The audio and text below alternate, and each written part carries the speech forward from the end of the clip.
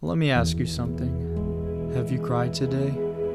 Because I have 2 minutes ago. This stupid ass character just farted on me and I died at 0. This game is broken. Why can Cloud limit Blade Beam a character that's under the stage? Why can Shulk up B from under the stage? Why does Steve have the ability to send people under the stage? Matter of fact, why can he send himself under the stage? Why can he teleport you to the blast zone? Why does nothing in this stupid game work? What? How? Every time I try to make sense of this game, I just... See, this, my friends, is the nature of Smash Ultimate, which is interesting, considering that this game won the Fighting Game of the Year award back in 2019. See, Smash Ultimate is a fighting game with almost 90 characters, which is the largest roster of any fighting game ever. But before we dive any further, let me take you back to 2018, and we'll look through the full history of this game. When this game first released, it was practically still in beta mode. They were still beta testing things when they decided to release it. Scratch that, this game was still during alpha development. Pichu had Ganondorf's strength. Wolf's down smash would kill you at 20% if you tried to recover. Half the moves in the game didn't work, especially the multi-hits in this game. If you were a Sonic main, you would know just how bad it was when the game first came out. Up smash tripped for whatever reason and you could just randomly fall out of it. Matter of fact, if you played almost any other character that had an up smash that was a multi-hit, you were pretty much screwed. At one point, they patched Samus's up smash and it got so messed up that it started launching people sideways, with Samus along with it. Samus could literally die for landing her kill move. They didn't fix this issue in another patch, so we're good. But back to Sonic. Up air wasn't a real move for Sonic, spin charge didn't work, it still doesn't. F tilt didn't even kill at 999% because the opponent would just always fall out of it. Sonic had it so bad on release that if Ridley side beat him, he'd just die. But only on this stage. They also had to patch that out. Homing attack was one of the saving graces that he had at being a decent character. But then they decided to patch the move for no reason and started going like... Then they were like, wait a minute, that's not supposed to happen. Patch it again. Then it started doing this, patch it one more time. And then it started doing this. Now they're like, wait, that's not even homing attack anymore. That's bounce bracelet. Patch it again. And then they just reversed all the changes and it went back to square one. And then they fixed all of his dysfunctional moves, so Sonic's good now. Bayonetta's jab used to not work. This was like one of the worst moves in the game. You just fall out of it. Then you had characters like Olimar, where everything worked too well on release. Olimar's up smash was just absurdly stupid. You could just do this on shield and you could do nothing. Then they decided to nerf Olimar by shrinking his shield, so it just stopped. It just stopped working.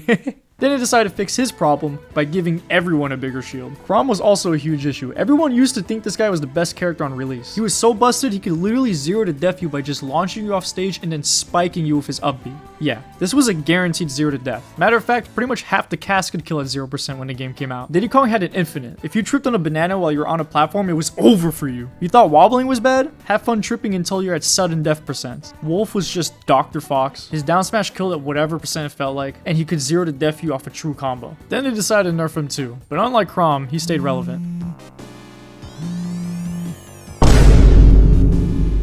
Hello? Oh, it's that time? Understood. This video is sponsored by Raid Shadow Legends, the #1 free-to-play RPG available on most devices. Are you all about the grind? Well, Raid Shadow Legends is perfect for those who love the thrill and sense of progression. There's a lot of exciting things that I have prepared for you guys, but before I dive into that, here's a quick word from Professor Death Knight. Professor Death Knight here with a lesson about Live Arena, the new PvP mode where you can fight against other players in real time. Sounds terrifying? Well, so's going to the dentist. You should still do it.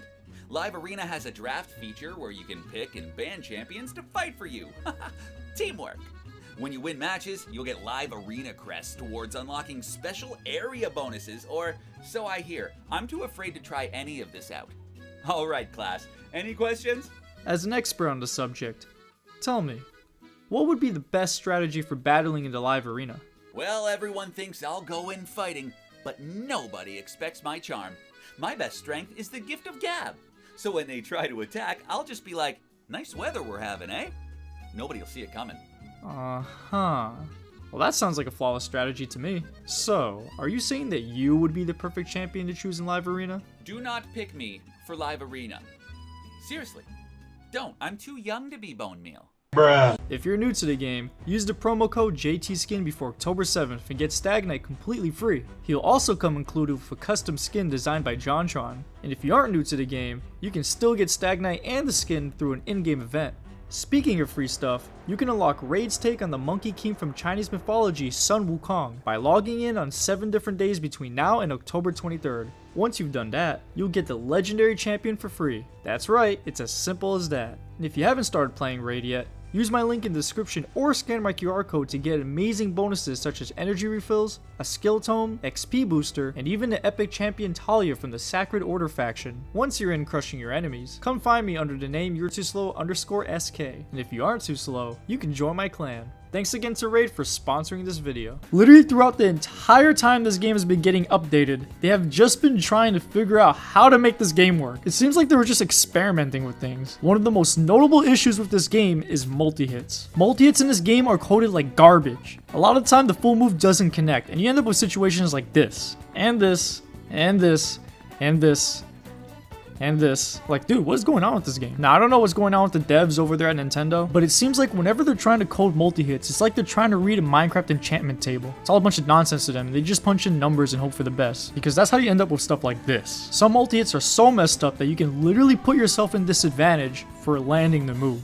Yes, you can select the move and win neutral, then put yourself in disadvantage for landing the move you used to win neutral and die for it. You can lose a stock for choosing the correct option to snuff out your opponent. I have never seen a game reward a player so heavily for losing the game. It's not even multi-hits. Grabs in this game don't even connect properly either. Some characters can consistently shift their hurtbox to avoid getting grabbed. Again, imagine dying because you went to grab someone, but the grab decided that you were the one that deserved to get punished. When their game first came out, it was impossible for Fire Emblem characters to grab Rob. It was one of the most hilarious things ever, but they fixed it eventually, of course. But how did this issue ever come to be in the first place? Some moves don't even connect at all. Outside of grabs, some hitboxes just don't work properly. It's either an issue where the hitbox doesn't match the animations and you end up with weird situations like this, or you're playing against characters that have hurtboxes that are too precise and can just shift around your hitbox. So you get situations like this. At first it's like, ha, that's kind of funny. And then at some point it's like, why does this keep happening?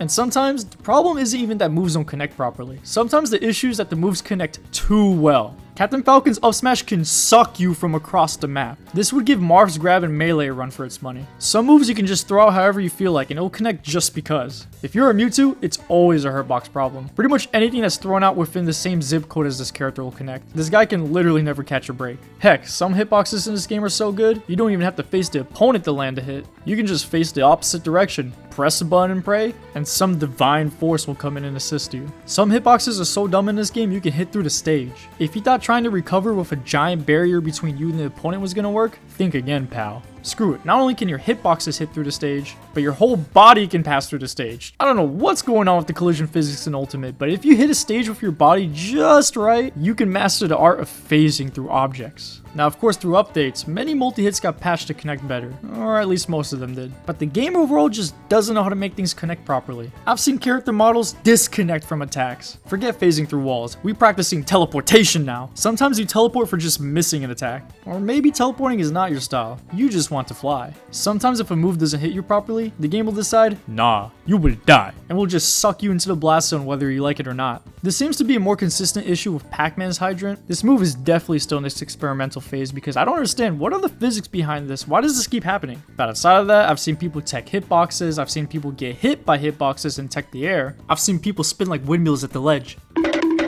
All I can say is, I've seen enough to know that this game is a mess. But you know what? It's a fun mess. Despite all its flaws, there are so many great things about this game to compensate. And at the end of the day, it's just a game. It's all about having fun. Oh, who am I kidding? We need to ban Steve! Once again, huge shoutouts to Raid Shadow Legends for sponsoring this video. And if you haven't already, scan the QR code above or use the link in the description and pinned comment to join me on the battlefield. I hope to see you guys there, and I hope to see you all in the next video. Take care, everybody.